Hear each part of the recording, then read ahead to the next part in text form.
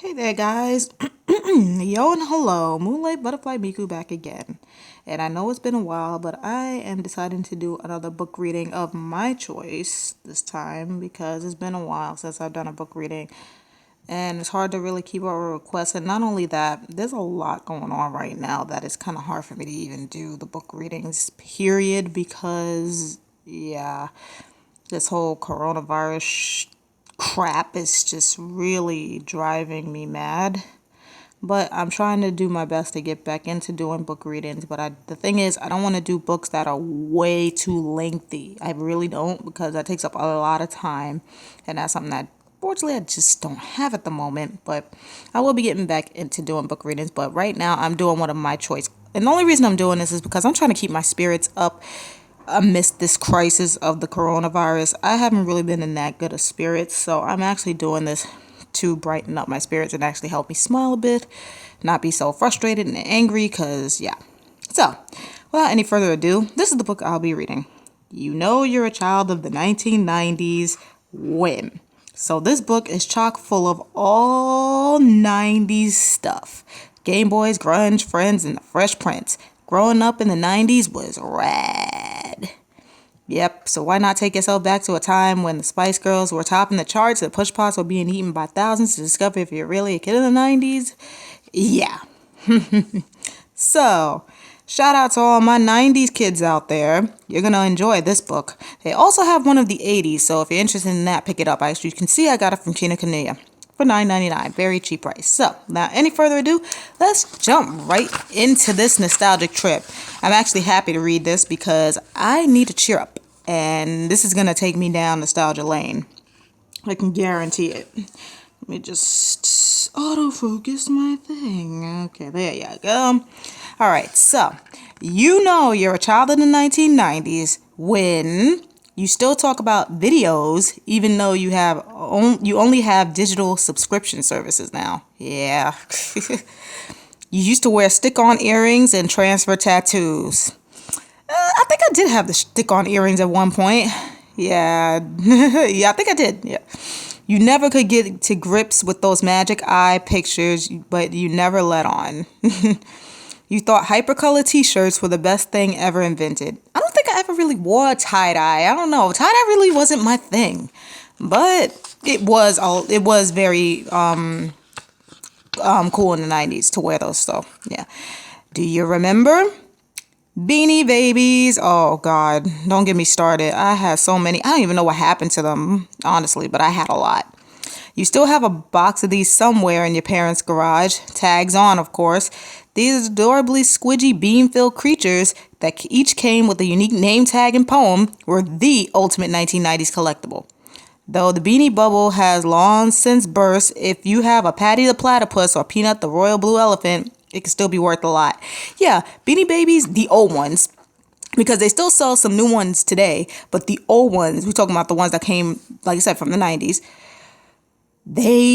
if you sell those, you get a shit ton of money for those. So keep that in mind if you have any like old Beanie Babies that you don't want anymore, or you maybe want to sell for some cash, you can get some serious cash for these babies. So there you go.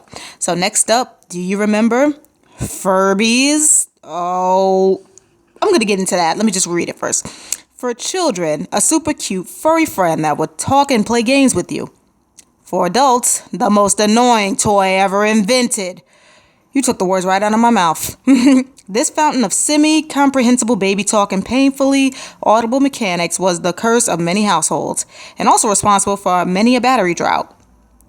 Usually when you had almost taught your Furby to sing. Yeah, I only had one Furby, and I got it from a McDonald's toy, I believe. Yeah, my cousin had a Furby, and I got mine from the McDonald's toy. Mine was one that played the saxophone, and it kept going to the point I threw that shit out of the window. No joke. I threw it from my third-story window. I'm on the third floor. My room is on the third floor. I threw that shit out of the window. I have no idea what happened to it. But Furby is annoying, really annoying. It will not shut up. And when the batteries die, it sounds even more creepy. So Furby's that little owl toy, for those of you who don't know. It's a little owl toy. You can look it up. That talks and shit. It's oh my God, that voice. Come play with me. Me, my friend. I love you. I don't love you. Get your ass away from me. Moving on. Game Boys. Oh, yes. Now we're getting into the good stuff. The ultimate status symbol. We begged, pleaded, and even did extra chores to get a Game Boy. Although today's video game graphics are increasingly realistic, we could hold entire worlds in our hands and experience epic adventures out of just a few little black pixels and a gravelly but endlessly inventive 4-bit soundtrack. It also gave your lungs a workout when the game cartridge needed blowing clean. Yeah, y'all remember those days. I'm talking about all my 90s kids out there, because I know a lot of you watching are born in the 90s, so you know how much of a struggle it was when you had to clean your cartridge. You had to blow in it to get the dust out. Otherwise, it would have probably messed up. So yeah, but Game Boys, oh, I had my first Game Boy. I had a Game Boy Pocket, and I couldn't play too many games on that, but it was a memory.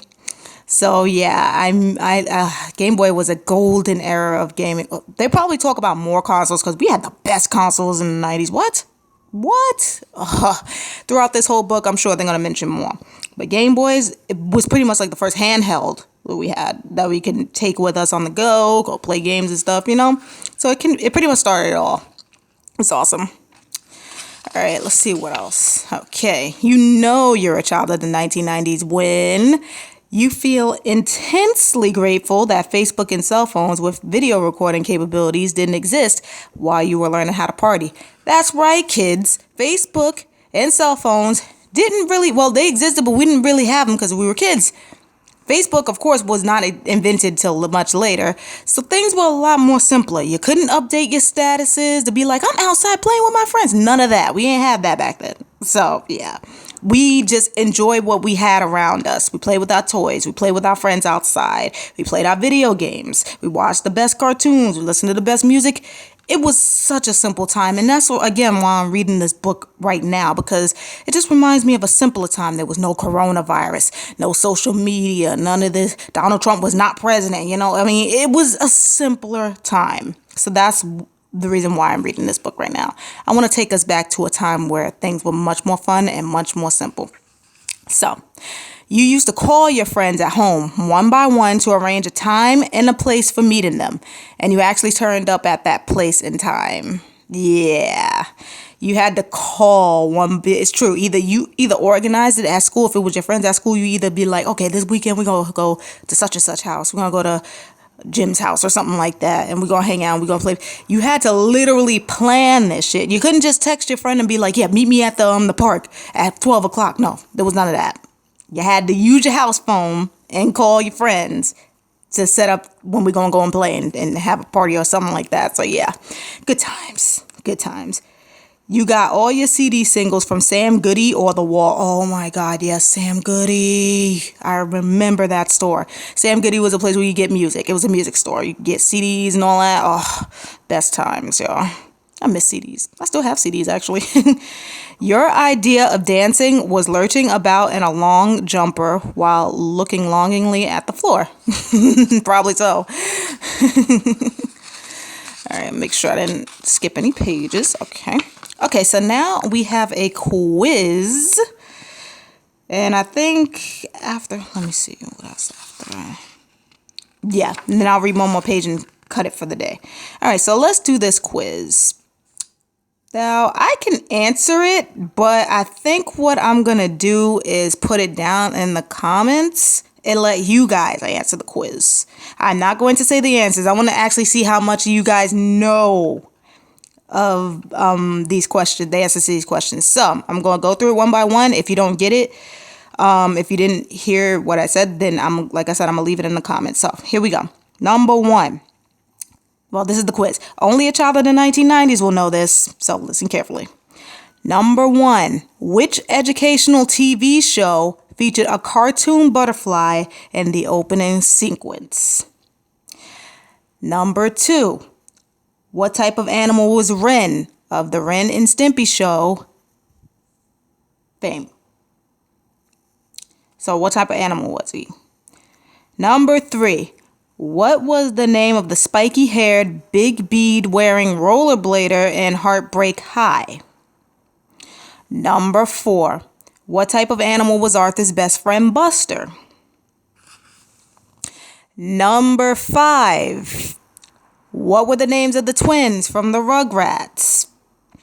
Number 6. Helga Pataki was a character on which show?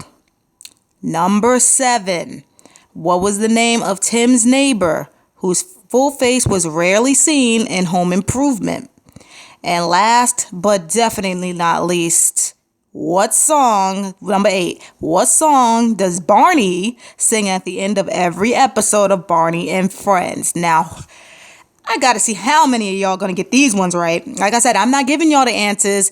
I want to see what y'all guys come up with, and I will tell you if you're correct under your comments. Okay, so that's what we're going to do. We're having a little fun with this. The answers are at the bottom of the page, but I covered it for a reason, so you couldn't really see it. Y'all got to answer that one on your own. Like I said, leave it in the comments. All right, this is the last page I'm going to read for now, and then we're going to cut it.